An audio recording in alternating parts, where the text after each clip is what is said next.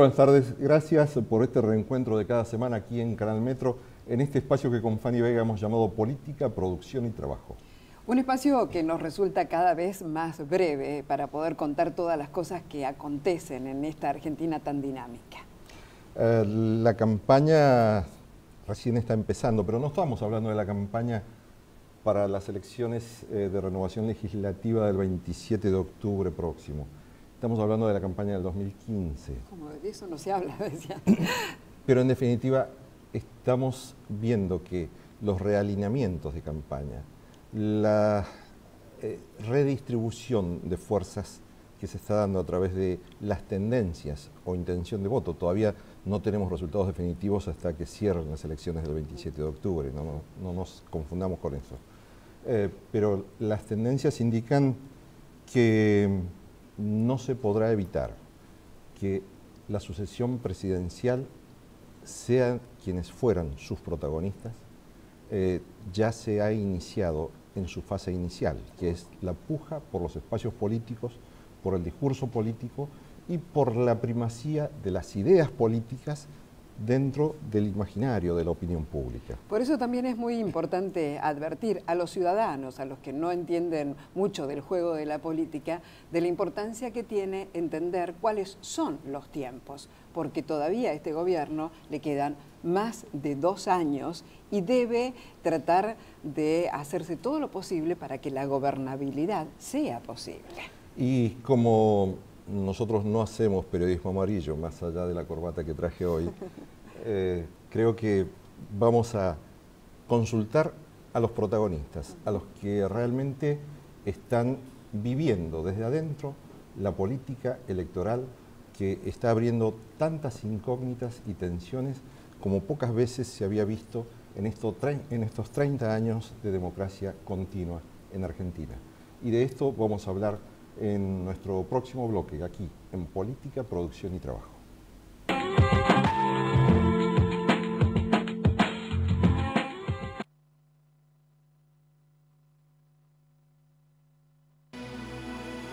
Entidad binacional Yacyretá, generando futuro. Servicios Regionales del Sur, Sociedad Anónima. Trabajamos integrando comunidad y empresas.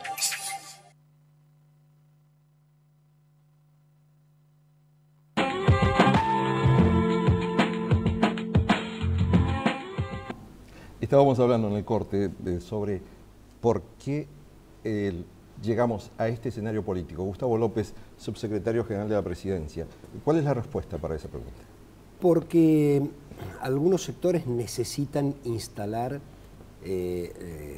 por su necesidad, la posibilidad de un recambio presidencial o de modelo político más que presidencial para el 2015. Entonces anticiparon las elecciones presidenciales. O sea, hay una lucha ideológica. Sí, hay una lucha ideológica por el modelo. Esto significa definir el futuro de la sociedad, el futuro del esquema económico. Absolutamente. Nosotros lo planteamos desde un primer momento, pero esto no significaba acelerar los tiempos. Por eso la presidenta, si bien decía que no iba a modificar la Constitución, siempre había sectores políticos que estaban hablando de la posibilidad de una reelección, porque si no uno deja de gobernar desde el primer día del segundo mandato. En realidad hay que mantener ciertas expectativas durante un tiempo y todo se iba a resolver después del 27 de octubre. ¿Pero qué falló? ¿Perdió la iniciativa del gobierno? No falló nada. Lo que pasa es que la pelea no es solo con los sectores políticos, la pelea central es con los grupos dominantes, con los grupos de poder. Hay una pelea por el modelo. Recuperada la democracia en 1983, Alfonsín tenía un eslogan de campaña que decía: con la democracia se come, se cura y se educa.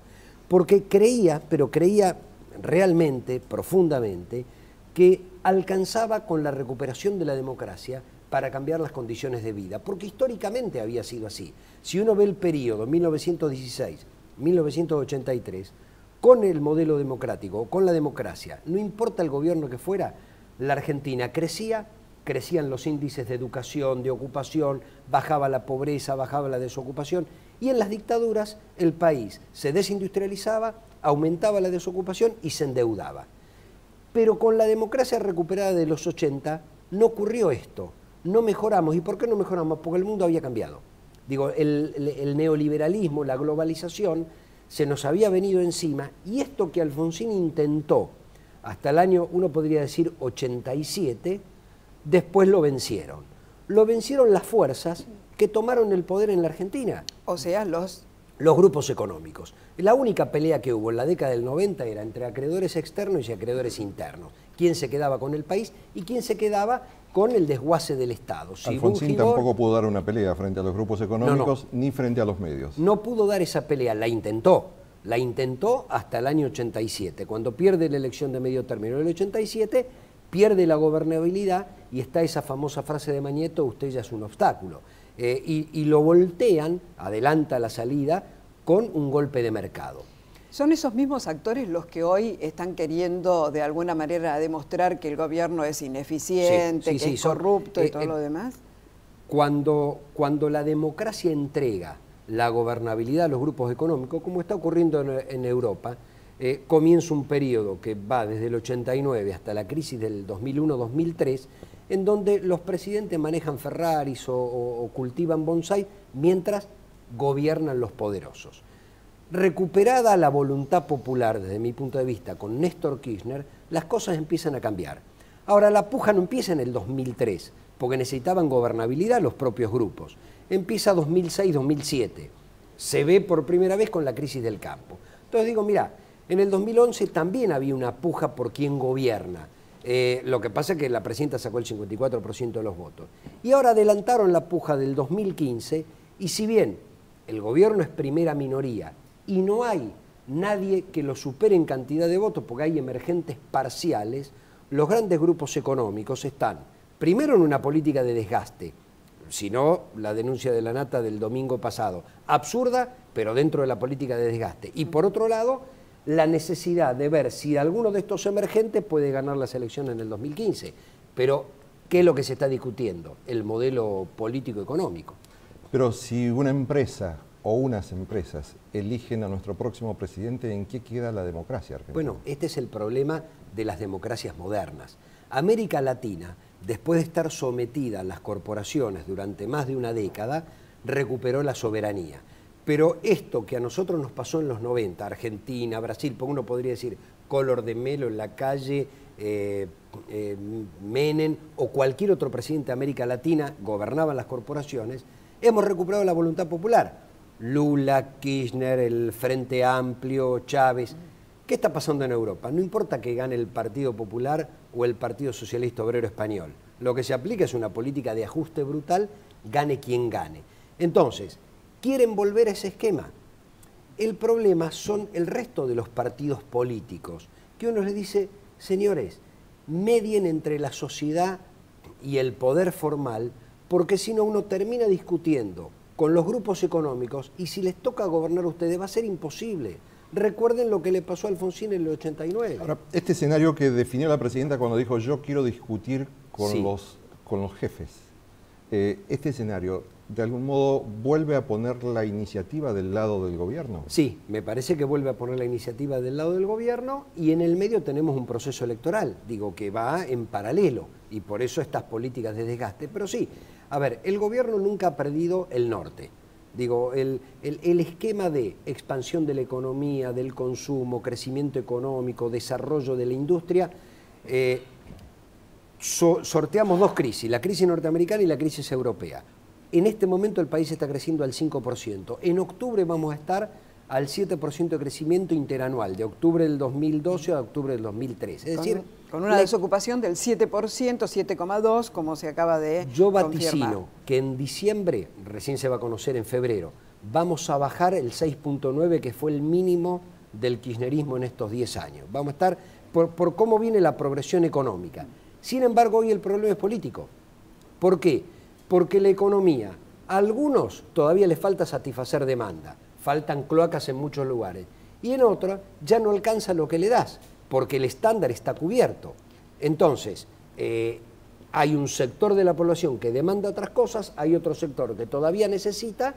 Bueno, y la presión de los grupos económicos que dicen, bueno muchachos, queremos volver nosotros. Gustavo, uno tiene la sensación de que el diagnóstico es bastante aproximado a la realidad. Sin embargo, hay algo que la población no comprende. ¿Hay algún error en la comunicación de parte del gobierno como para que no entienda, por ejemplo, que la economía está mejor de lo que la gente lo siente en el bolsillo? Mira, yo no sé, no creo que sean errores de comunicación. Yo lo que creo es que son 10 años de gobierno, que tenés del otro lado fuerzas políticas y económicas muy importantes, que no podés bajar la guardia.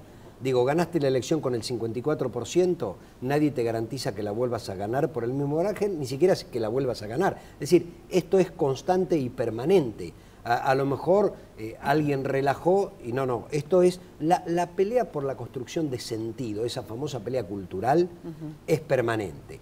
Ahora, sabiendo eso, uno no puede aflojar. Después hay particularidades. Siempre en una elección legislativa nos han consagrado como primera minoría y no como mayoría. Estoy hablando 2005, 2009 y 2013 ahora.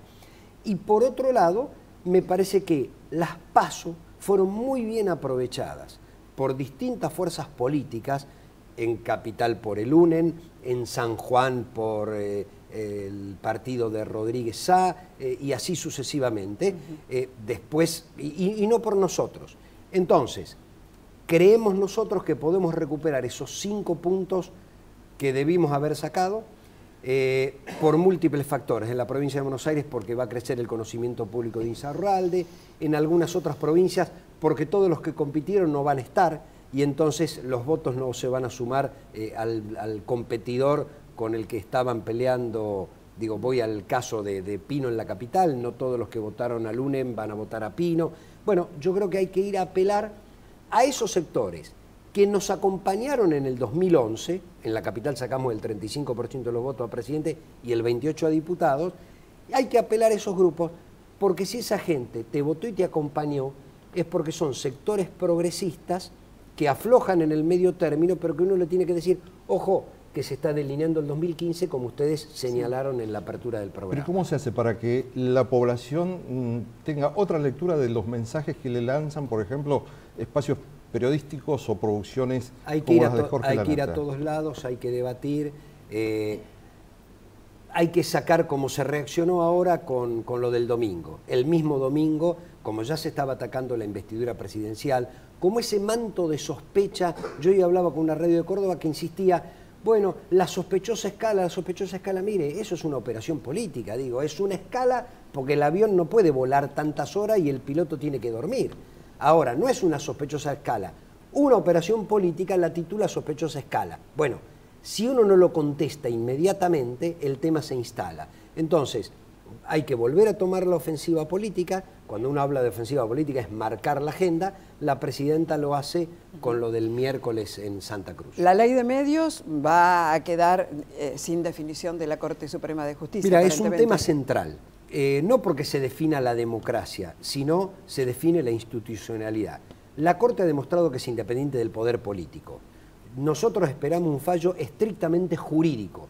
Claro que lo esperamos a favor de la constitucionalidad, pero más allá de eso esperamos un fallo estrictamente jurídico para que también la Corte demuestre independencia de los poderes económicos. En este periodo de campaña hasta el 27 de octubre, ¿se podrán dar en el Parlamento discusiones sobre el impuesto a las ganancias, sobre la reducción posible de las horas de trabajo, sobre temas que tengan que ver con el blanqueo de los puestos de trabajo? Mira, el oficialismo lo va a llevar adelante. Recalde está trabajando con el tema del impuesto a las ganancias. La gente de Massa lo anunció. Yo no creo que apoyen una iniciativa porque iría en contra de sus intereses políticos. Es decir, una cosa es lo que se dice y otra cosa es lo que se hace. Y a mí me parece que a veces la política de la oposición está fallando en eso. Se declama una cosa y después en la práctica no ocurre. Si uno analiza qué pasó con Carrió, con Michetti, que faltaron en la mayoría de las sesiones, yo lo que le digo a la población es, si hubiese sido por ellos no tendríamos ni ley de matrimonio igualitario, ni ley de género, ni muchas otras cosas que por suerte la Argentina Gustavo, tiene. con esta reacción del gobierno, y para cerrar el bloque, ¿crees que se va a dar un fenómeno de polarización en las elecciones del 27 de octubre? Sí, yo creo que sí porque los medios te llevan a eso. te llevan a no poder razonar en voz alta, sino esta cosa binaria de blanco o negro, porque si no te terminan operando. Como blanco o negro, más allá de sus matices, son los modelos en pugna, un modelo neoliberal o un modelo de redistribución, ojalá que aquellos sectores políticos que también están por la redistribución no queden subsumidos en el discurso neoliberal. Muchísimas gracias, Gustavo López, por estar aquí en Política, Producción y Trabajo. Nosotros vamos a una nueva pausa y venimos con nuestros siguientes invitados.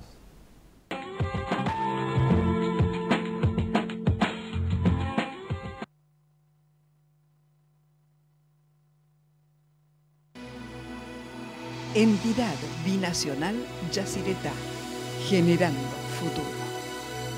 Servicios Regionales del Sur, Sociedad Anónima. Trabajamos integrando comunidad y empresas.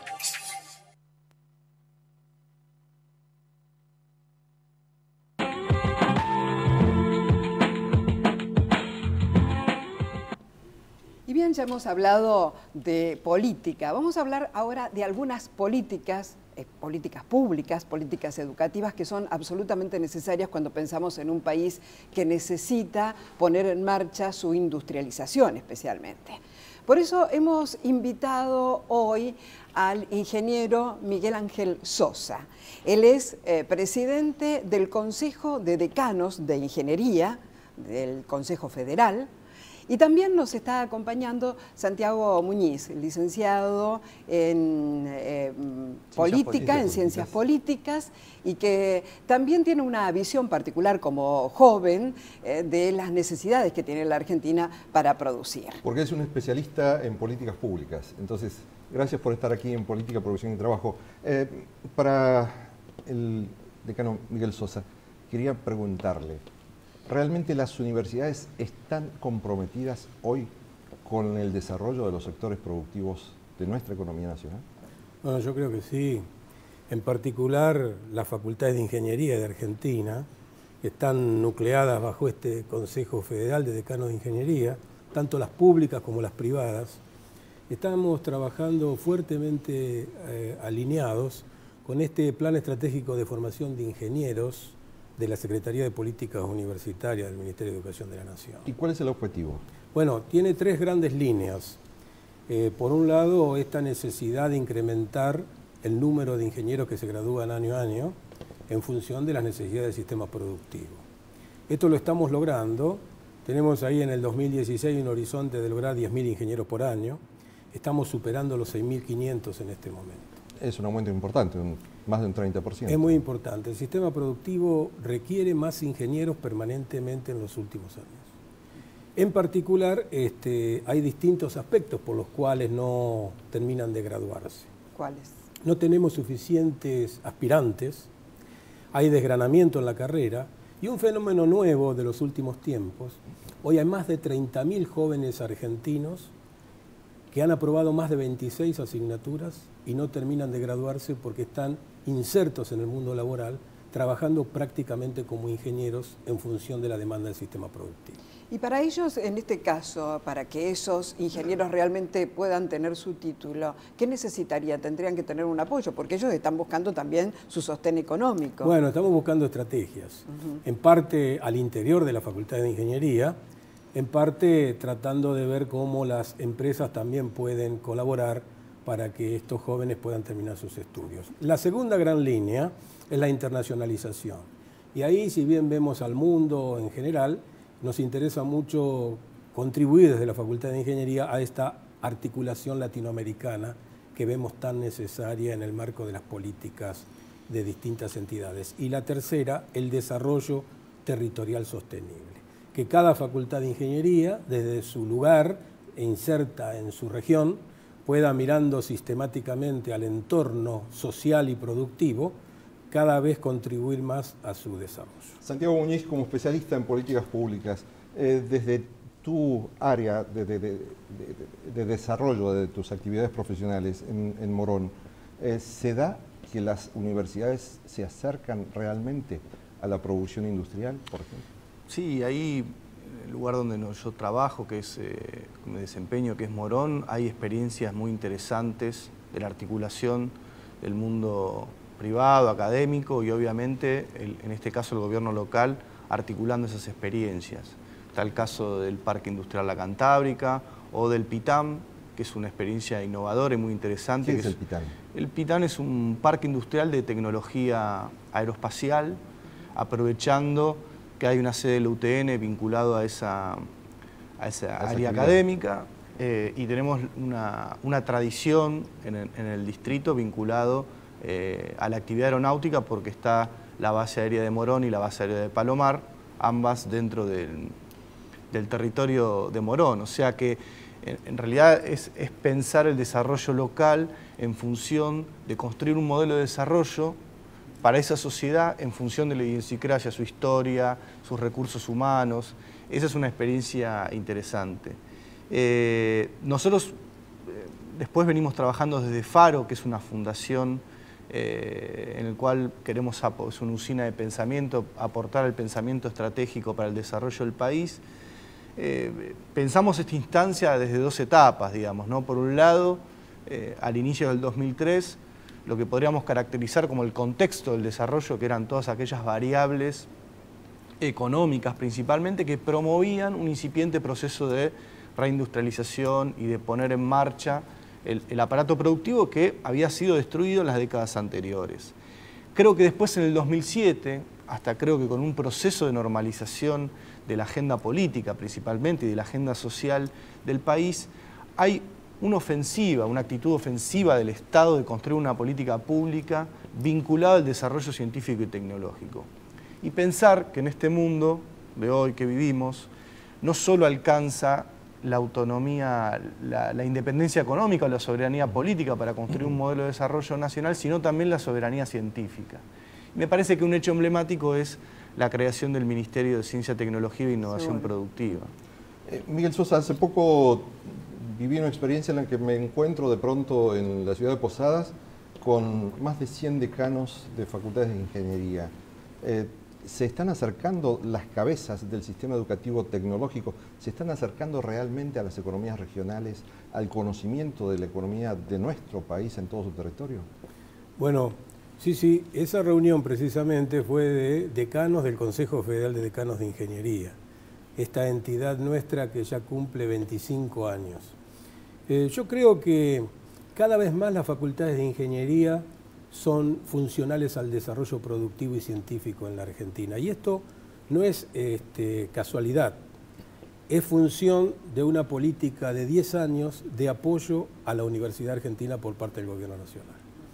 Lo que ha crecido ediliciamente la Facultad de Ingeniería en equipamiento, el nivel salarial de nuestros docentes e investigadores, realmente quienes tenemos muchos años de trayectoria en la Universidad Argentina, no lo habíamos vivido antes. ¿Pero cuánto ha mejorado el salario del docente universitario? Muchísimo. Yo en términos reales no lo podría mencionar, pero hoy el salario es muy digno y muy apropiado para competir con el mercado laboral. A propósito de eso, le vamos a decir que Miguel Ángel Sosa es el decano de la Regional Delta de la Universidad Tecnológica Nacional y que además también hay una experiencia dentro de un parque industrial fomentado precisamente por la facultad, porque tiene inserta una sede de la universidad ahí mismo dentro de un parque industrial en Pilar.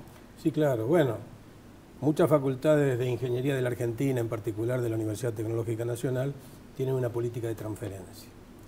En particular nuestra facultad, además de tener su sede central en Campana y trabajar muchísimo con las empresas de la región, también tiene una sede en el Parque Industrial de Pilar, donde ya son casi 200 las empresas productivas. ¿Se dan carreras de grado? En este momento en Pilar no tenemos tecnicaturas y trabajos con las empresas de la región. Estamos realizando también formación a medida y a la necesidad del sistema productivo.